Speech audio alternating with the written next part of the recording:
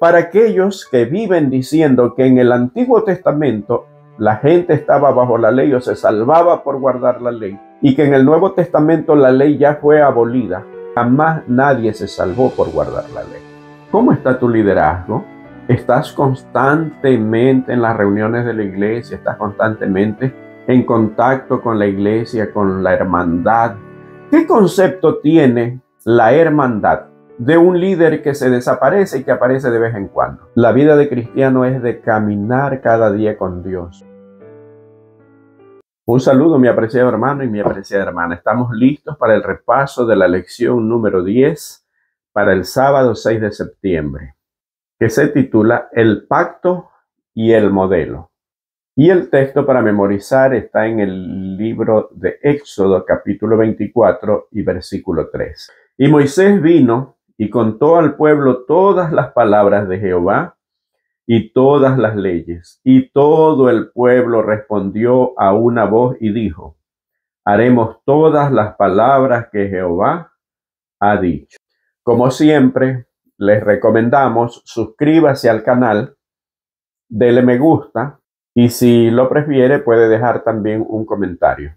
Haciendo esto, lo que va a suceder es que cuando algunas personas entran a la plataforma de YouTube, el video les va a salir como sugerido y de esta manera es compartido con muchas más personas, aún las que no son sus contactos.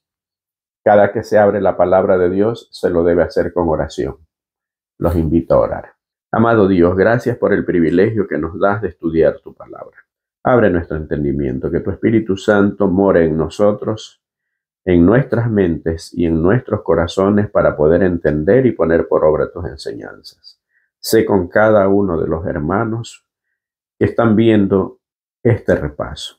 Bendícelos, cuídelos y protégelos. Perdona nuestros pecados. Te lo imploramos en el nombre de Jesús. Amén. La lección de esta semana nos muestra una verdad que el mundo cristiano a veces no sabe transmitir o entender. ¿Cuál es esa verdad? Que el Dios Altísimo siempre quiso morar con y junto a su pueblo.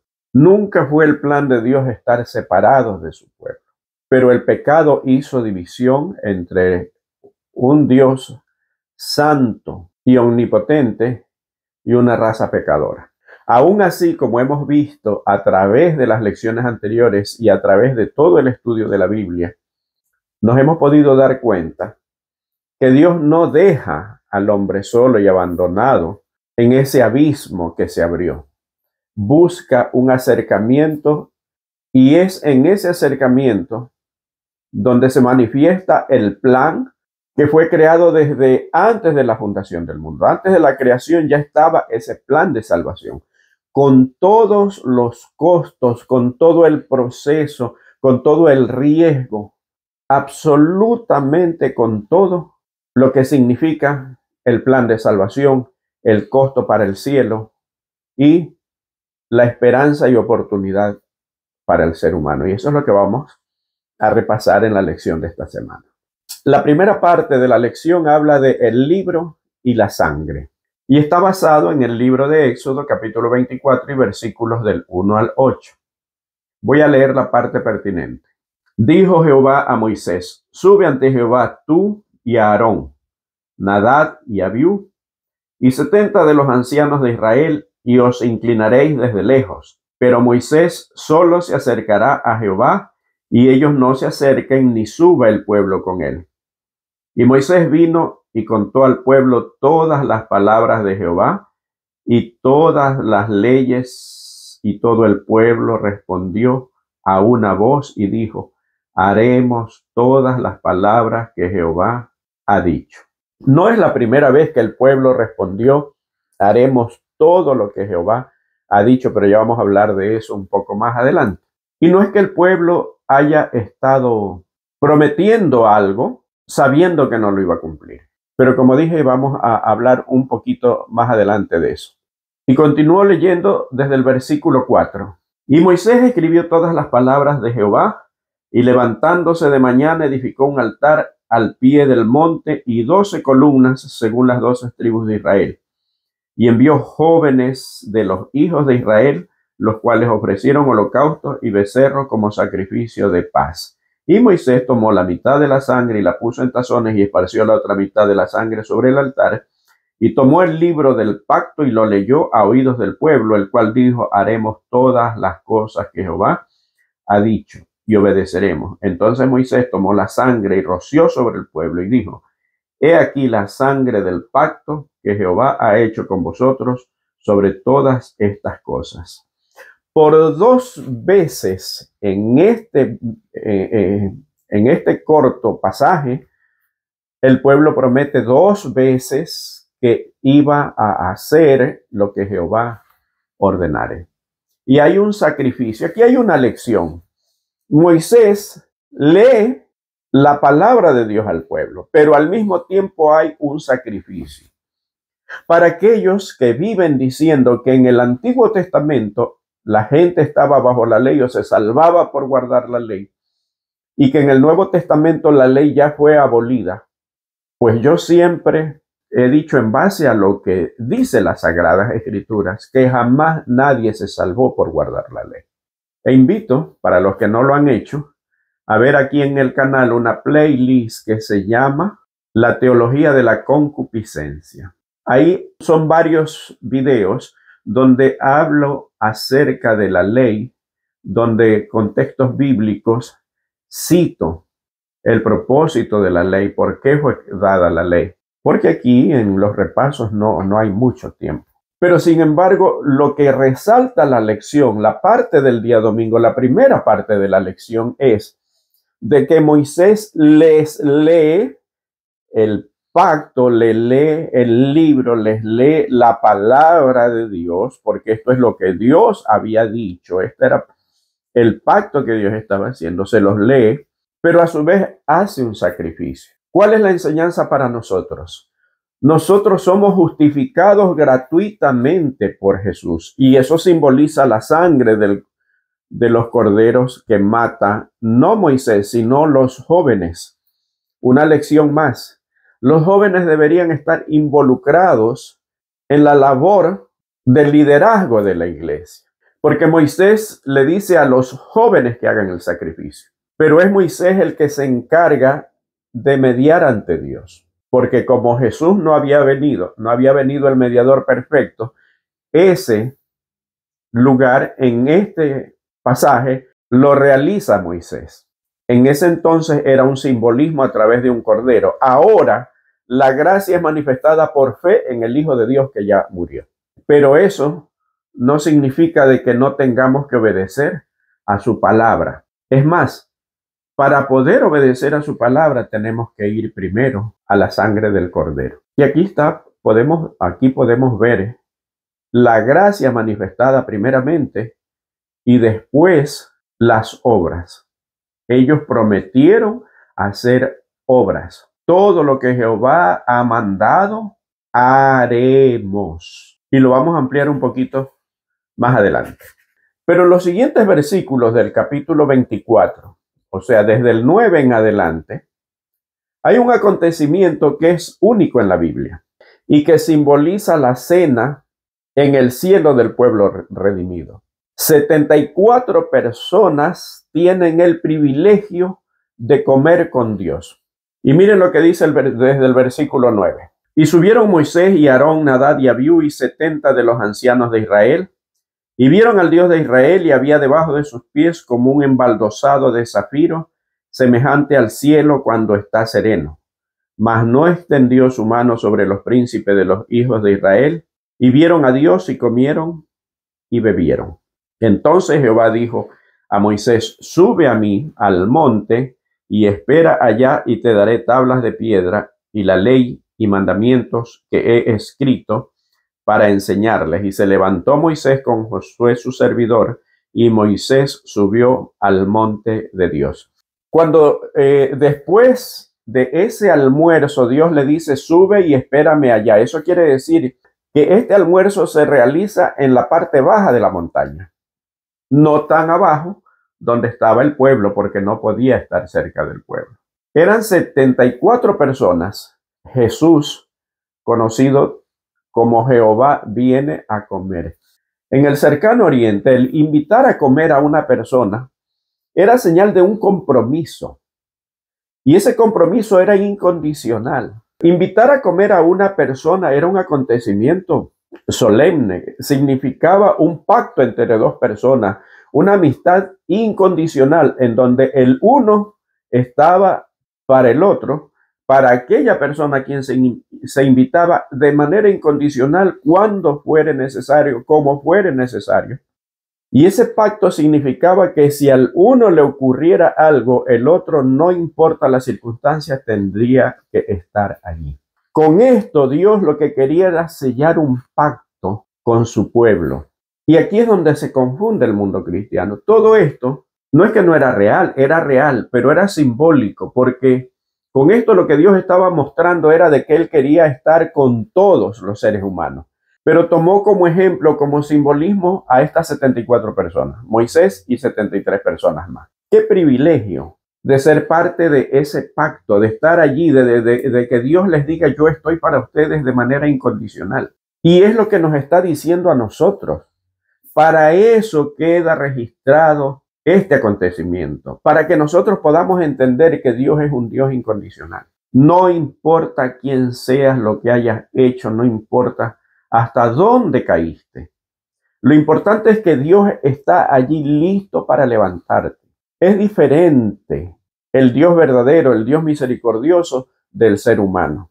Por eso es que nosotros a veces nos fijamos en nuestra capacidad de perdonar, que es nula, o en la capacidad de perdonar del ser humano en general, y medimos la capacidad perdonadora de Dios y la capacidad de acompañamiento, de poder estar junto a nosotros, de Dios, lo medimos desde el punto de vista humano y nos desanimamos diciendo, no, es imposible que Dios me perdone. Y a veces nosotros somos los que no nos perdonamos, pero Dios nos perdonó. Dios quiere caminar con nosotros. Y no solamente caminar con nosotros, ya vamos a ver más adelante qué más quiere Dios. Pero Moisés hace tal como Dios le había dicho. Ve, espérame allí y yo subiré y hablaré contigo.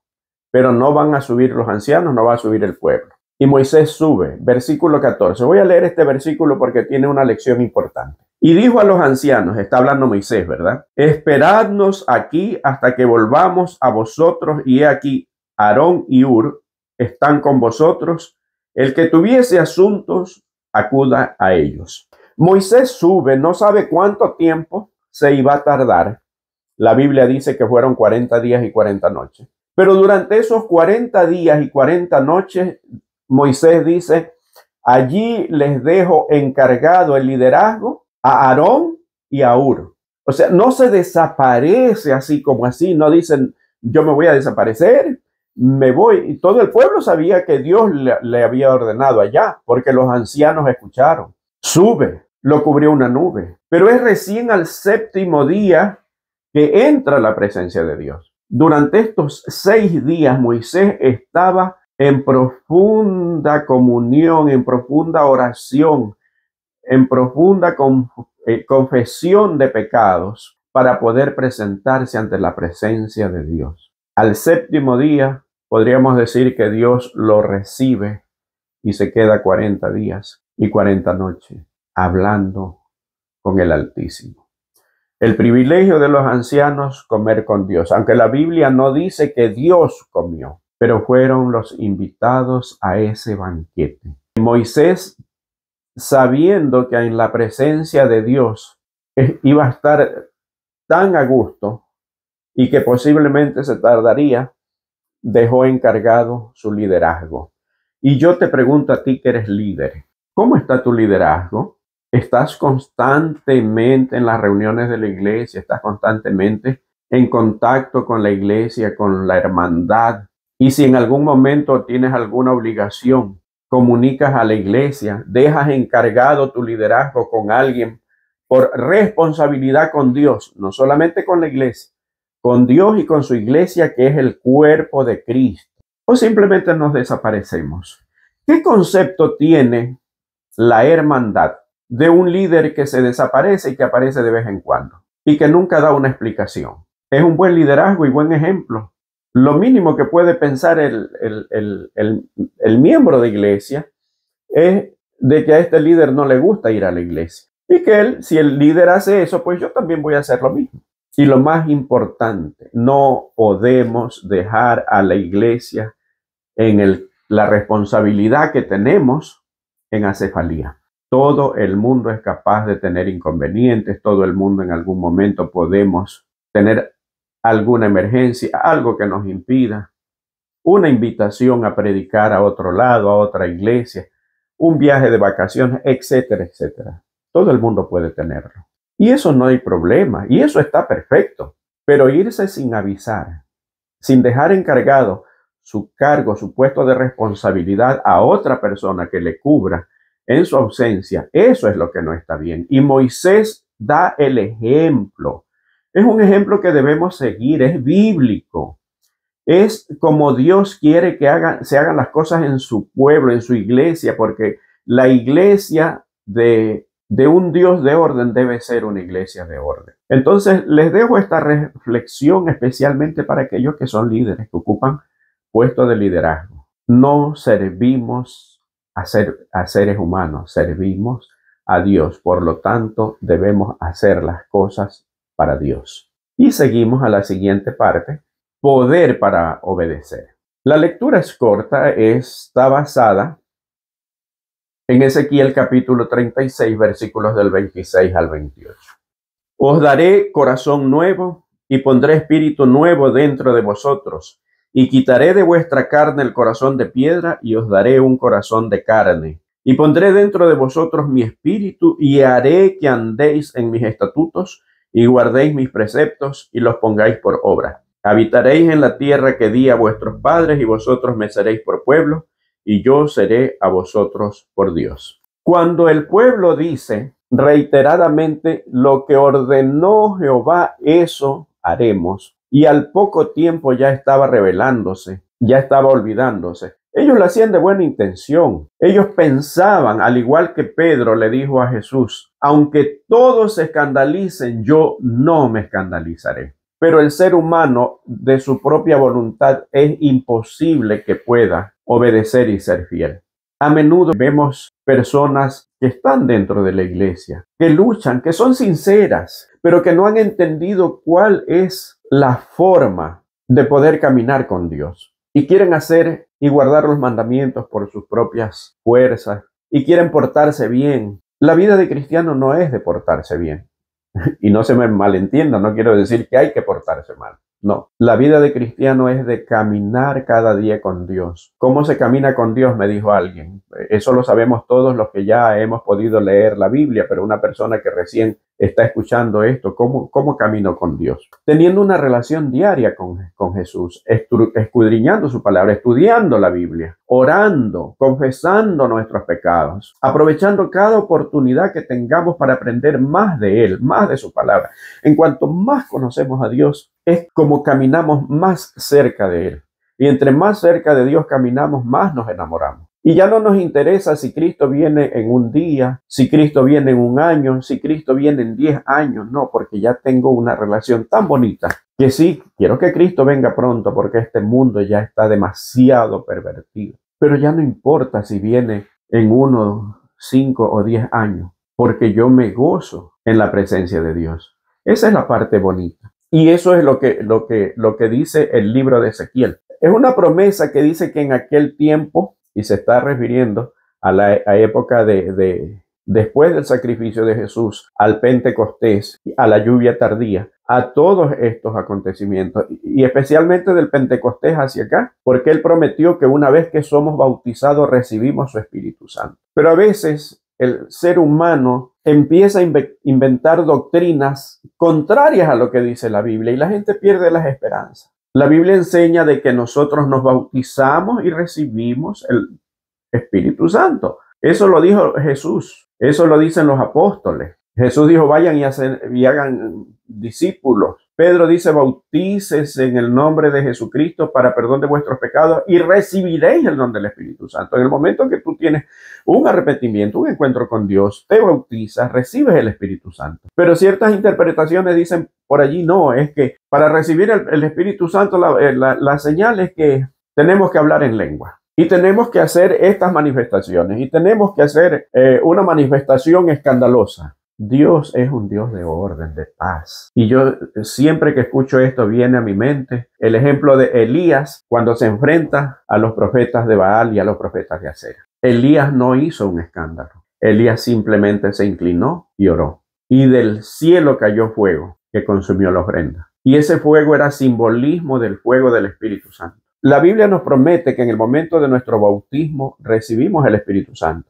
que debemos mantenernos en comunión con Dios para que el Espíritu Santo siga morando en nosotros, que no tenemos que contristarlo. Mas, sin embargo, con esas enseñanzas que no son bíblicas, hay muchas personas que a veces pierden las esperanzas porque creen que solamente a través de un escándalo, a través de unas manifestaciones medio extrañas, se puede recibir el Espíritu Santo, y no es así. No hubo un escándalo en los discípulos cuando recibieron el Espíritu Santo en el día de Pentecostés. Eso no enseña la Biblia. Leamos y releamos el libro de Hechos. El capítulo 2 de Hechos habla acerca del descenso del Espíritu Santo. Hubo un estruendo, se remeció el lugar, no las personas. Ellos empezaron a predicar y todo el mundo les oía escuchar su predicación en su lengua original, porque ya se habían ido hacia otros países. Ya estaban hablando otros idiomas.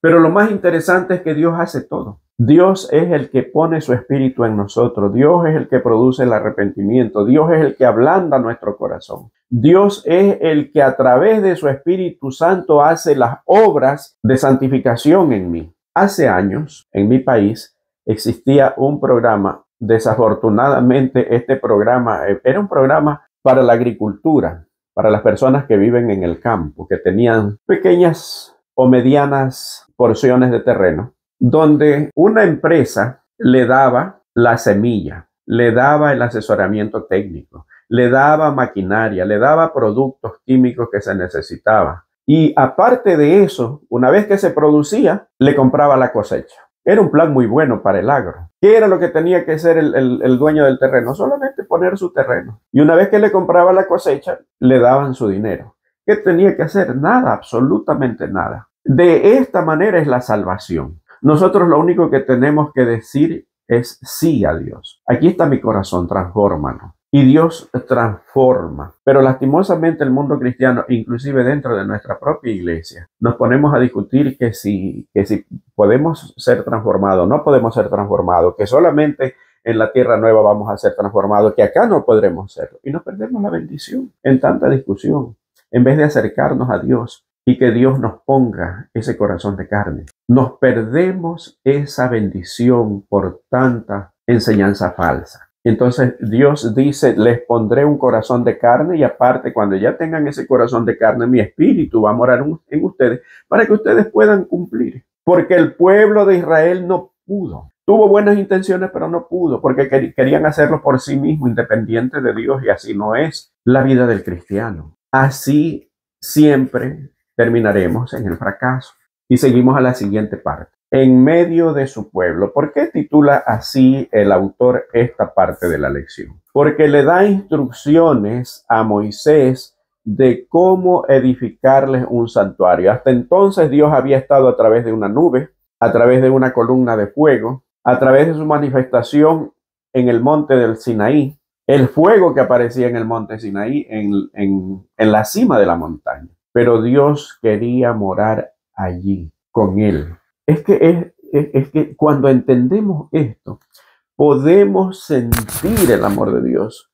¿Por qué no nos enamoramos de Dios? Porque no lo conocemos, así de sencillo. Porque pasamos demasiado tiempo escuchando personas que no conocen a Dios y que quieren enseñarnos cómo es Dios. Ese Dios misericordioso, que como dije al comienzo de este repaso, no deja al ser humano en el abismo que se abrió por el pecado, sino que lo busca y se inventa ese Dios maneras, formas de poder acercarse, de poder estar cerca de su pueblo, de poder estar en medio de su pueblo sin causarle daño, al contrario, para ayudarlo, para conducirlo, para cumplir ese pacto de la comida, de la invitación a comer. Un pacto sagrado. Ahora Dios no se conforma con eso, sino que quiere morar a través de un tabernáculo. A Moisés se le enseña el tabernáculo del cielo. Yo estoy seguro que estando allí con Jehová en la cima de la montaña, Jehová le permitió ver minuciosamente cada parte del tabernáculo. ¿Cuál era el propósito del tabernáculo? Aparte de Dios morar en medio de ellos. No era solamente morar, porque ya moraba con ellos a través de la nube y a través de la columna de fuego. Entonces, eso hubiera sido suficiente. Lo que Dios quería con ese tabernáculo era enseñarles que en el cielo también había un tabernáculo y que el plan de la salvación tenía muchos pasos a través del cual se iban a cumplir la obra mediadora del Hijo de Dios. Y que cada parte del tabernáculo y que cada ceremonia que se haría en ese tabernáculo era parte de su ministerio. Eso es lo que el mundo cristiano hoy no conoce, y no solamente no conoce, lo critica. Y nosotros somos portadores de esa verdad y tenemos que darlas a conocer, pero para darlas a conocer tenemos que entenderlas. Y Dios da sabiduría a un hombre.